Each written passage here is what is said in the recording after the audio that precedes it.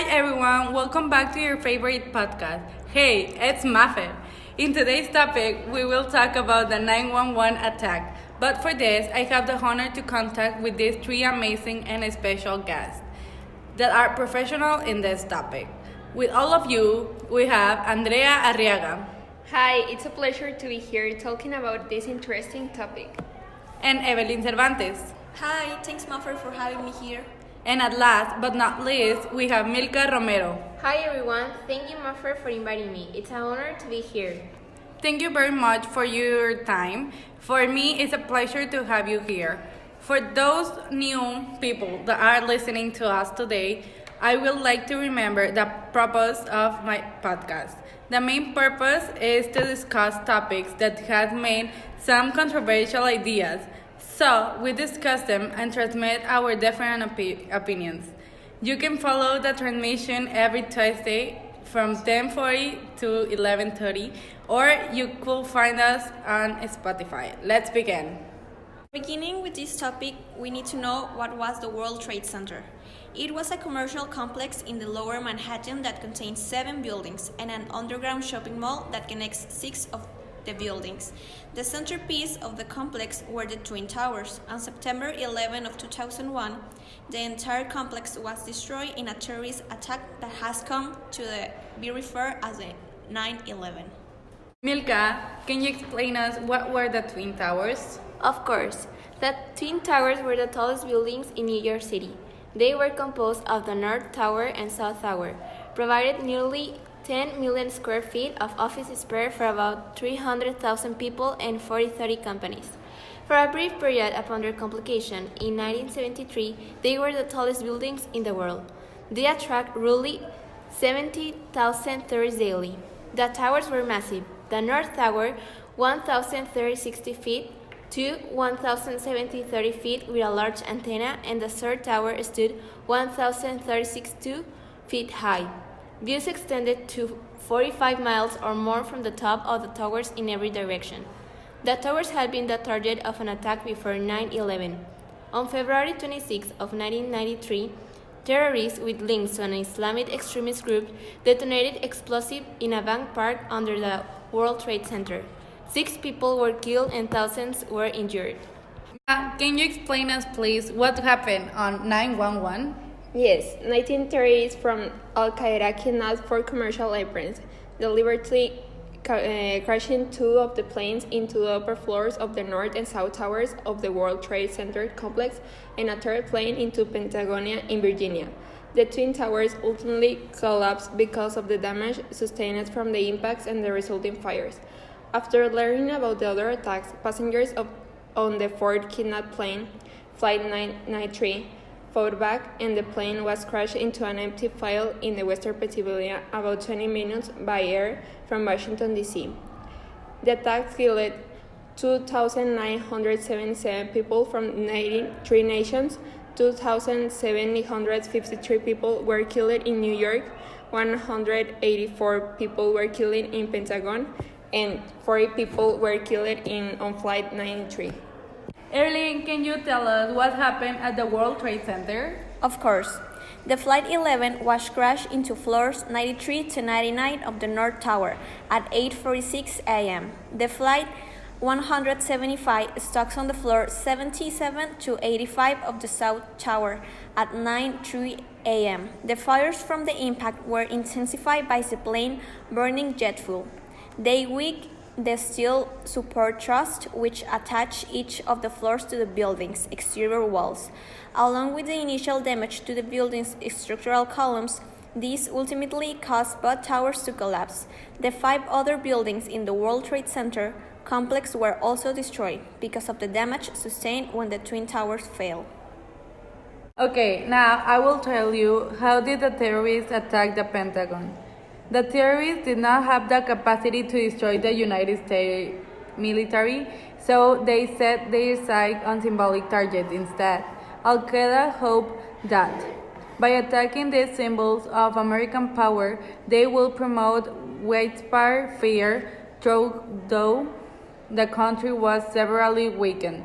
The United States standing in the world community, ultimately supporting their political and religious goals in the Middle East and Muslim world. Okay, as we all know, we have different theories and different opinions about this topic. And I would like to ask you, each one of you, which one is your theory and your opinion?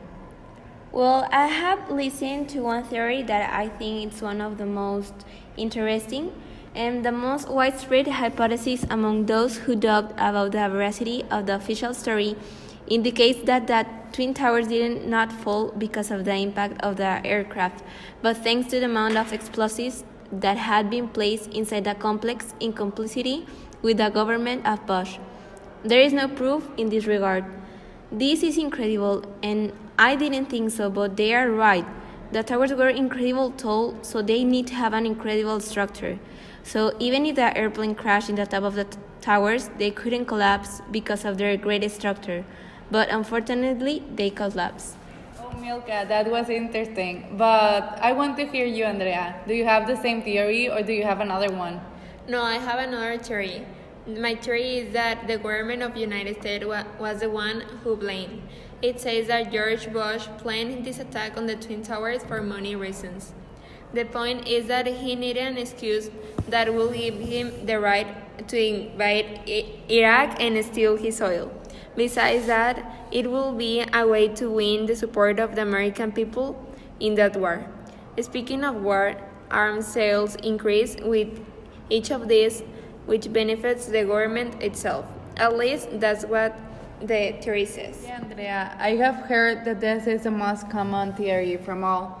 But I want to listen to you, Evelyn. Do you have the same theory or do you have another one? I have another one, MaFer. Mine's it's about a man called Larry Silverstein, and this man bought the Twin Tower by himself, and his office were located here, and this man never missed work except for a special day. That day was September 11 of 2001, but how could this man benefit his property from being destroyed? Larry bought the towers in an amount of $2,275 million. Like any good investor, he secured his new properties against any loss that might occur. The amount for which he secured them was the double of their value, so in case the worst happened, he will earn $4,550 million. We're almost at the end of this podcast, but before its end, we need to get these points really clear. So, on the first day of the tragedy after the attack, the market fell 7.1%. The New York City economy lost 173,000 of jobs, and the estimated cost of the World Trade Center damage is of $60 billion. From 2001 to 2004, over $7 billion were given to the families that were affected on the 9/11. The victims that were injured there will also include. A very important point also here is that government didn't tell us a lot of information from the families of the victims, and that's some points that make the USA people think a lot of bad things. Another point is that the names of all the 2,983 victims are engraved on the 152 bronze panels surrounding the pools, arranged by where individuals were on the day of the attacks. So co-workers and people on the same flight are memorialized together. The site was opened to the public on September 11, 2011 to commemorate the 10 years anniversary of the 9/11. We call on the American people to remember how we all felt on 9/11, to remember not only the unspeakable horror, but how we came together as a nation. Unity of purpose and unity of effort are the way we will defeat this enemy and make America safer for our children and grandchildren. I think we all need to be together to combat this problem and to move on with the situation. Okay, we get to the end of this amazing podcast.